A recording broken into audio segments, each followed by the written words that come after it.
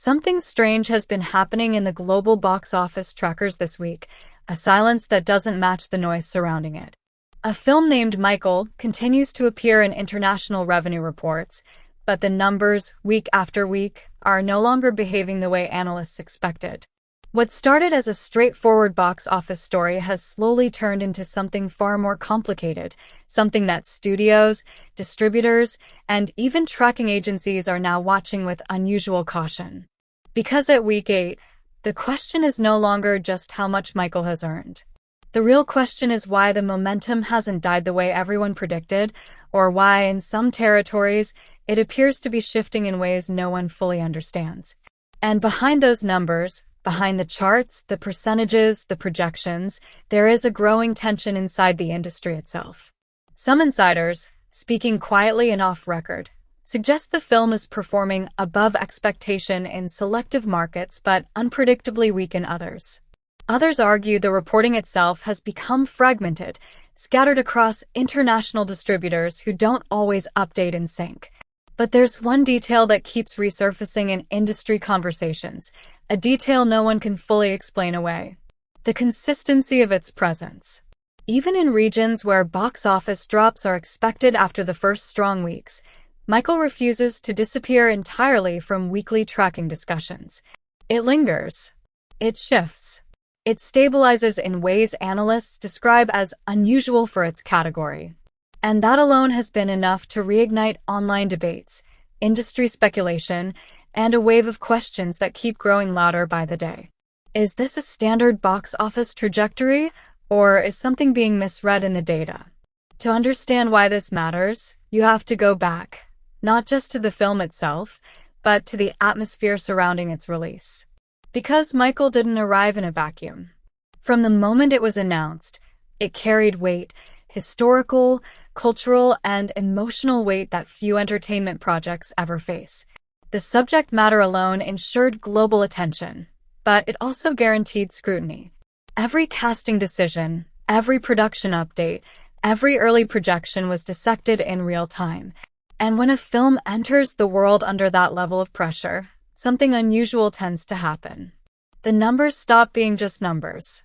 They become arguments. They become narratives. They become weapons in a larger cultural conversation that extends far beyond cinema.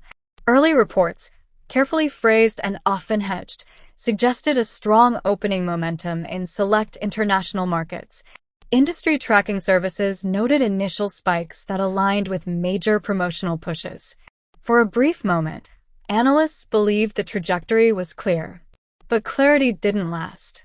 By the second and third reporting cycles, discrepancies began to appear. Not dramatic collapses. Not explosive growth. Something more subtle, and therefore more difficult to interpret. Different regions began reporting different rhythms. Some markets held steady longer than expected. Others softened quickly. And a few appeared to fluctuate in ways that didn't match typical blockbuster decay patterns. This is where the story stops being simple entertainment reporting and starts becoming an industry puzzle. Because when box office behavior stops following predictable curves, analysts don't just adjust their models. They start asking whether the data itself is incomplete. And that question alone is enough to send ripples through studios, distributors, and investors who depend on accuracy more than interpretation. Meanwhile, online, something entirely different was unfolding. A second narrative, far louder, far more emotional, was forming across social media platforms. Fans and critics were no longer just discussing performance. They were interpreting meaning. Every update became symbolic. Every dip or rise became evidence in a larger debate about legacy, cultural memory, and the way audiences engage with historical storytelling. TikTok edits, YouTube breakdowns, and viral threads on X began framing Michael not as a film with earnings, but as a cultural event with consequences. Some called it sustained presence proof of enduring global interest. Others argued the numbers were being overread, exaggerated by fragmented reporting cycles and inconsistent international updates. And in the middle of it all, the truth remained frustratingly ordinary, and yet somehow elusive. No single narrative fully explained what was happening. Back in the industry, analysts reportedly began using cautious language, phrases like stabilizing performance and nonlinear box office behavior. Not because they were certain, but because certainty itself was becoming harder to define. And that is where the unease begins to grow. Because when a film behaves unpredictably at scale, it forces everyone involved, studios, critics, and audiences, to confront a deeper question. Are we looking at performance or perception? Are we seeing actual numbers or the stories we've built around them? At week 8, Michael is no longer just a title on a chart. It has become a moving target, one that seems to shift depending on who is interpreting it, where they are analyzing it, and what they expect to see. And as the next round of global updates approaches, one thing is becoming increasingly clear inside industry circles. Whatever happens next is not just about box office revenue anymore. It's about who gets to define the narrative of success in a world where every number is instantly debated, shared, and reshaped in real time. But the most unsettling part is that the next update may not settle anything at all. It may only deepen the questions. And somewhere inside that uncertainty, the real story of Michael is still unfolding. The numbers arrived the way they always do in modern box office reporting, quietly at first, buried inside regional updates, then suddenly everywhere at once. But this time, something felt different about how they were being received. Not because of a single shocking figure, not because of a record-breaking spike or a dramatic collapse, but because of what the Week 8 data refused to clearly say. According to aggregated industry tracking reports circulating among analysts, Michael had entered a phase that insiders often describe with uneasy language, the stabilization corridor. A stage where a film is no longer riding the explosive momentum of release, but hasn't fully fallen into the predictable decline curve either. On paper, that sounds harmless. In practice, it rarely is. Because stabilization can mean success, or it can mean fragmentation in reporting, uneven international distribution updates, or delayed revenue consolidation across territories that don't synchronize their box office reporting cycles. And that ambiguity is exactly where the tension began to build. Some tracking sources suggested that the film was still maintaining measurable traction in select overseas markets, particularly in regions where word-of-mouth performance tends to outweigh opening weekend hype. Other reports, however, indicated a sharper cooling effect in major Western markets, where theatrical cycles tend to move faster and fall off more predictably. Two realities. Same film. Completely different trajectories depending on where you looked. And that contradiction became the center of the Week 8 conversation. Because in the modern box office ecosystem, inconsistency doesn't just create confusion, it creates interpretation wars. Studios lean on one set of numbers. Analysts lean on another. And online audiences, they choose whichever version supports the narrative they already believe. By this point, Michael was no longer just being measured. It was being argued into existence. Inside industry circles, there were quiet acknowledgments that Week 8 was not behaving like a typical post-release phase. A standard blockbuster, by this point, usually settles into a slow, steady decay curve, predictable drops, regionally consistent patterns, and minimal volatility unless a major external event disrupts attention. But Michael was not following a clean curve. It was bending. Not sharply enough to trigger alarm, but enough to raise eyebrows among people who spend their careers studying box office behavior like a financial market. One anonymous distribution analyst, cited in fragmented industry discussions, reportedly described it as a film that refuses to fully settle into its expected life cycle. Another source suggested that the variability might be tied less to audience interest and more to reporting lag across international territories still consolidating earnings. Neither explanation fully satisfied anyone. Because underneath those technical theories, a more uncomfortable possibility lingered. What if the uncertainty wasn't a reporting issue at all, but a reflection of how fractured global theatrical consumption has become? That question began echoing across trade discussions. And while analysts debated methodology, the internet did what it always does when data becomes unstable. It filled the gaps with emotion. On social media platforms, Week 8 updates were not treated as financial information. They were treated as proof. Proof of success. Proof of failure. Proof of bias. Proof of misunderstanding. Short clips circulated with bold captions claiming the film was either outperforming expectations globally or quietly fading despite hype, depending entirely on which version of the numbers users chose to amplify. And with every repost, every reaction video, every commentary thread, the narrative split further. Two audiences formed around the same dataset. One saw endurance. The other saw decline. Neither side fully trusted the other. And that divide only intensified as commentary channels began dissecting not just the numbers, but the meaning behind them. Why, some asked, was there still international conversation around a film 8 weeks into its run if its performance was supposedly weakening?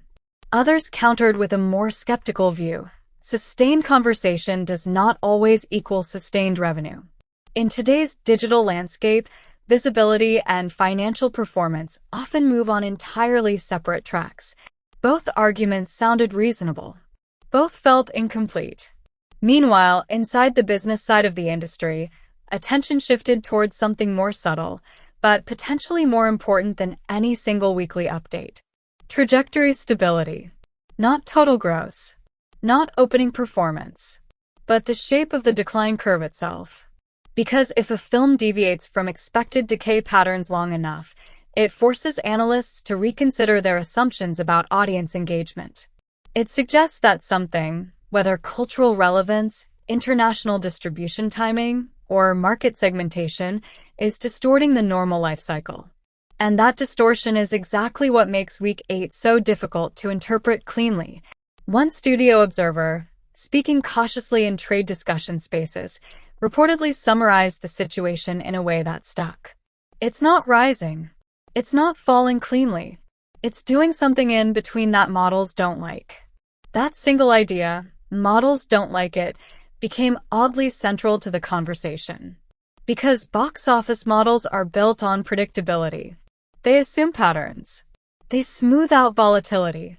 They expect decay, not hesitation. But Michael, in Week 8, seemed to be hesitating. Not dramatically. Not visibly. But enough that the mathematics behind forecasting began to lose confidence intervals. And when that happens, something interesting occurs in the industry.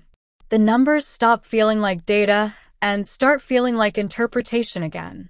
Outside the industry, audiences remained largely unaware of this analytical discomfort.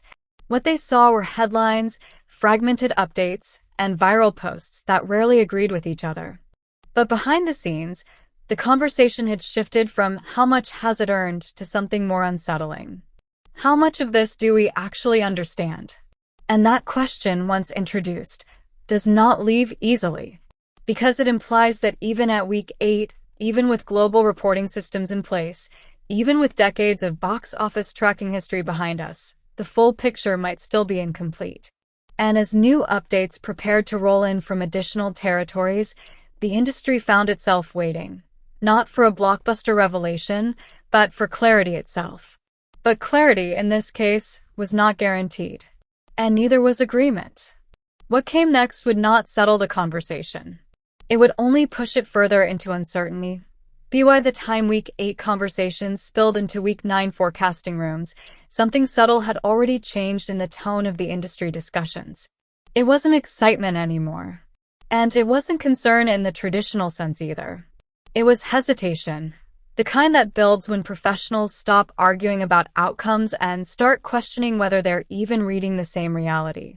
For Michael, the latest global box office updates, compiled from a patchwork of international reporting systems, did not deliver a dramatic twist. There was no sudden surge, no catastrophic drop, no single headline figure that could dominate the news cycle and simplify the narrative. Instead, there was fragmentation. Different territories updating at different speeds. Revised estimates appearing in some regions while others remained static. Small adjustments that, on their own, meant very little, but together created a picture that refused to settle into a clean shape. And that lack of shape became the story itself. Because in entertainment economics, clarity is currency. When clarity disappears, interpretation takes over. Inside distribution circles, analysts began referring, quietly, almost reluctantly, to what they called a soft visibility phase. A period where a film is still present in the marketplace, still generating incremental revenue, but no longer producing unified reporting momentum across global systems. In simpler terms, the film was no longer behaving like a headline event. It was behaving like a dispersed signal. And dispersed signals are notoriously difficult to measure with confidence. One regional report suggested that Michael was holding stronger in certain international corridors than initially expected. Another indicated that the remaining theatrical footprint had become increasingly dependent on localized audience retention rather than broad market appeal. Both statements could be true at the same time. And that possibility is what unsettled analysts most. Because when a film's performance becomes highly regionalized, it stops behaving like a single global product and starts behaving like dozens of micro-performances happening simultaneously, each with its own rhythm, its own decline curve, its own audience psychology. And once that happens, the idea of a single worldwide total becomes less of a fact and more of a negotiated estimate. That word, estimate, became increasingly central in Week 8 and Week 9 discussions, not because the data was wrong, but because it was no longer unified. Meanwhile, outside the industry, the online ecosystem continued to intensify the emotional temperature of the story. On YouTube, breakdown channels began producing competing interpretations of the same weekly updates. One video would frame Michael as a slow-burn international success story defying expectations. Another, uploaded hours later, would argue the exact opposite, that the film's global presence was being overstated due to inconsistent reporting delays and selective highlighting of stronger regions. The comment sections became battlegrounds of interpretation. Not facts versus fiction, but emphasis versus emphasis. Which regions mattered more? Which numbers counted as real momentum? Which updates were final versus preliminary? No consensus survived for long. And that instability created something the algorithm loves but the industry often fears: sustained engagement without resolution. Because the story was no longer about a movie's performance alone, it had become a live argument. And every new update reset the argument without ending it. Back in professional circles, attention shifted toward a more uncomfortable dimension of the situation: the perception gap between audiences and analysts. Viewers saw numbers as emotional signals: success, failure, validation, disappointment. Analysts saw numbers as delayed reflections of reporting systems: incomplete, staggered, and often revised. That gap widened week after week. And Michael became one of the clearest examples of how those two perspectives can diverge without either side being entirely wrong. But there was another layer emerging underneath the data conversation, one that wasn't about economics at all. It was about attention. Because even as theatrical revenue naturally slowed, online discussion around the film did not decline at the same rate. Clips continued circulating. Commentary continued trending. Debates continued resurfacing whenever a new regional update appeared, and that created a strange asymmetry. A film that was entering a late-stage box office lifecycle was still generating early-stage digital conversation energy. For some analysts, that was a sign of cultural staying power. For others, it was simply the modern reality of fragmented media cycles, where attention outlives revenue and discourse outlives theatrical momentum. But regardless of interpretation, one fact remained unavoidable. Michael was still being talked about at a volume that did not neatly match its expected Week 8 trajectory, and that mismatch kept the conversation alive, even when the numbers themselves were not dramatic enough to justify it. In the background, studios and tracking firms reportedly began reviewing historical comparisons, looking at other films with similar release patterns, similar global footprints, similar audience segmentation profiles. But even those comparisons struggled to align cleanly. Because the more they adjusted for international variance, the more the uniqueness of Michael's trajectory became apparent. Not as a record breaker, not as a failure, but as something in between categories. something harder to label than either success or decline. And in this industry, ambiguity is often more powerful than certainty, because ambiguity